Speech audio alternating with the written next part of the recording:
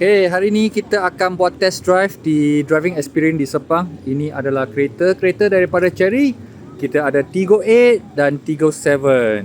So, kereta nombor 1 ada kereta yang saya akan bawa. Jom mari kita pergi cuba di sana.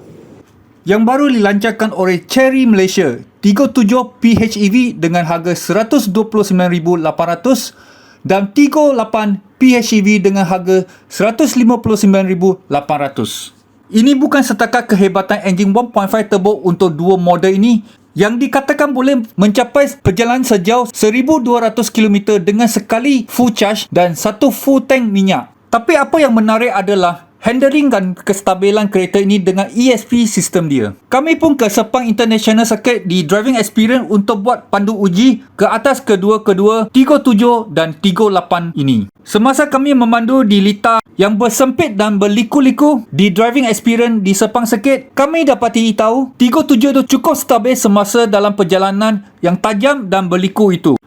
Manakala dengan Tiggo 8, kami sangat surprise kerana Tiggo 8 ni sangat cengkam di atas jalan raya dan begitu stabil sekali dengan performance yang sangat bagus buat cornering yang tajam semasa memanjat bukit.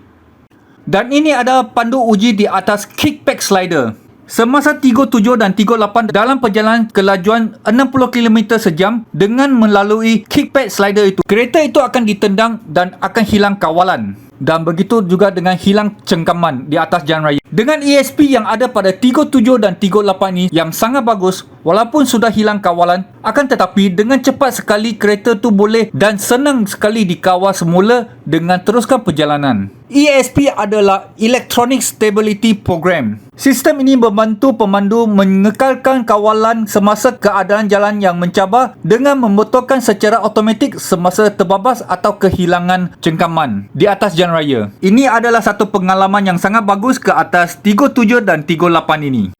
Dan ia akan memberikan keyakinan yang bagus kepada pemandu yang dalam kereta itu.